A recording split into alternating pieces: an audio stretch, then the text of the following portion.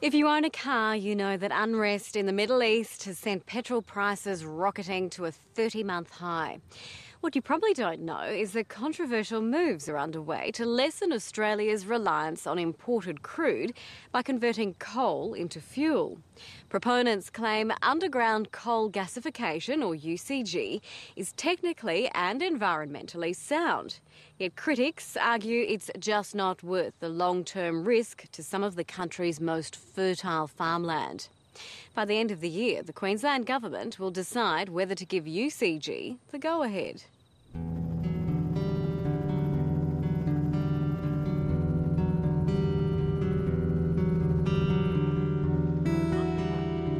This is not clean coal technology.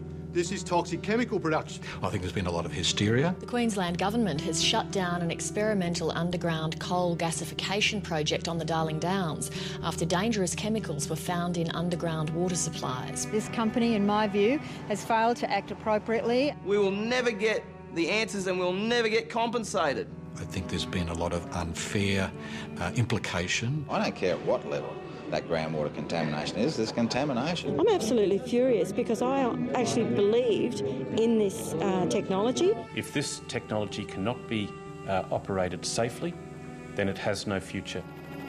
When a groundwater contamination scare engulfed underground coal gasification company Cougar Energy in June last year, the fledgling UCG industry was dealt a serious blow.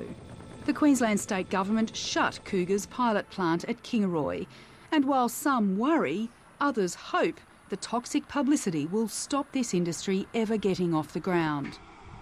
At the time, only 2 other operators were authorised to pilot the technology, Carbon Energy and Linc Energy. But farm lobby group Agforce was so alarmed, it called for a moratorium on all 3.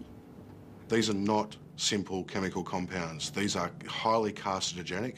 These are highly dangerous contaminants that once released in the groundwater can just about end up anywhere. 2 months after Cougar, Carbon Energy's pilot near Dalby was suspended after an unauthorised discharge of processed water. For an industry struggling to distance itself from the equally controversial coal seam gas industry, and unease generally about the interface between mining and farming, the shutdowns were a PR disaster.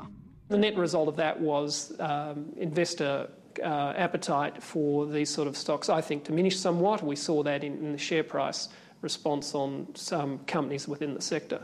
There's no doubt that in the case in Kingaroy, they made a mess of it. And they probably won't thank me for saying that, but it was either a mistake or a complete public relations disaster. One of the two, they made a mess of it, whichever one it is.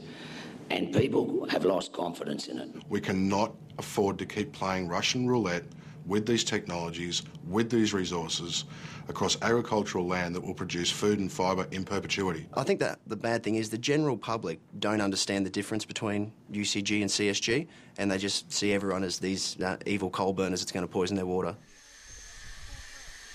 UCG is repeatedly and wrongly compared to CSG or coal seam gas.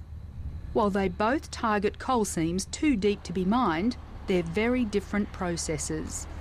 Coal seam gas miners pump out water, allowing previously trapped methane gas to flow to the surface, leaving the coal intact. With UCG, those coal seams are actually ignited. So if the coal seam is 300 metres in the ground or 400 metres or 800 metres down, that's where it's happening. It happens right in the coal seam itself. 2 wells are drilled into the coal seam, initially parallel and then on an intersecting alignment. A heating source at the tip of the tube is introduced into the injection well and carefully directed to where the 2 wells intersect. As the coal is heated to 1200 degrees centigrade, a high-temperature chemical reaction occurs in the carbon-rich confined space environment, which converts solid coal into gas, simply known as gasification. The Queensland Government appointed 3 scientists to investigate the 3 pilots. Those reports were handed in January. In February, the Queensland Government announced Carbon Energy would be allowed to restart its project with stricter conditions. But for Cougar, even though follow-up tests showed lower levels of contaminants, the news was bad. They were given multiple opportunities to submit additional information before we came to our final conclusion that we didn't have confidence the project could be recommissioned. So we haven't come to this decision lightly, but the key issue is that the onus of proof has to be on a proponent to show they can operate without causing environmental harm, or they won't be allowed to proceed. The Queensland Government's own performance, though, underwhelmed the authors of an independent scientific report into the 3 pilots. The 3 experts found a lack of initial regulatory oversight and called for improved groundwater and soil monitoring and better baseline data collection. The recommendation that Cougar Energy's burn chamber be decommissioned dismayed Cougar's boss, Dr. Len Walker. The fact that no farmers' bores have recorded any contaminants at all, and the fact that we were shut down on the basis of a false reading which we gave to the department in good faith and subsequently confirmed was false. For all of those reasons, one can't help but feel it has been an extremely difficult path to present facts when there is so much emotion around the discussion. It wasn't just the 3 companies piloting UCG that suffered. So too have a raft of other companies, like Perth-based Liberty Resources, which has tenements in Queensland covering 1.4 billion tonnes of coal. The stock price halved straight away. There were people leave, and I think that's purely because they thought the industry as a whole was going to get shut down and that it didn't have any place here in Queensland. We really have to prove ourselves to government, and rightfully so. I mean, anything when there's a power generation industry, we need to show that not only are we beneficial in terms of jobs and revenue for Queensland, but also that we comply with all the environmental policies, and we're very confident that we can do that as an industry. We don't do anything that could possibly hurt the water table or contaminate an aquifer in any way whatsoever. We manage everything in such a way that there is no environmental damage. Peter Bond heads up the biggest and most advanced UCG company, Linc Energy. Linc's Chinchilla site is just a 30-minute flight from Brisbane in his private jet. This ambitious son of a truck driver and a teacher went from working in mines to buying them. And by the time he took a punt on a struggling company and unheard-of technology, he was a multi-millionaire. I took over Linc in 2004, end of 2004, and it was, I think it had 4 employees. It was basically bankrupt. It had no business plan. It was in a pretty bad state. What made you want to buy it? A very good question. I loved the concept of being able to unlock billions of tonnes of energy of stranded coal. I used to be a coal miner, and it just made sense that if we could unlock that value chain of coal and use UCG as a conduit to that gasification of unlocking billions of tonnes of coal, we can turn that into huge amounts of gas and into millions of barrels of diesel, and it just made a lot of sense. Linc's largest shareholder, Peter Bond, took the company public to raise money to build this $70 million pilot plant at Chinchilla on Queensland's Darling Downs.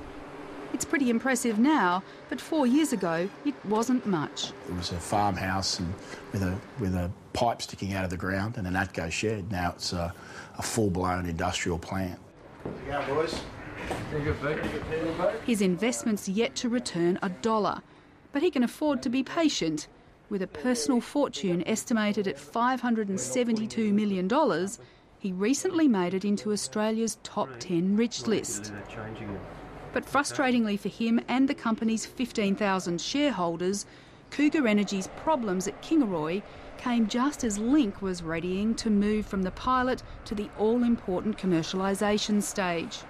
It certainly doesn't help. I mean, any black mark's a black mark. You don't want them. There's no doubt about that. With this difficult background, Peter Bond figured the industry needed a good news story, and he was prepared to drive that story himself, literally.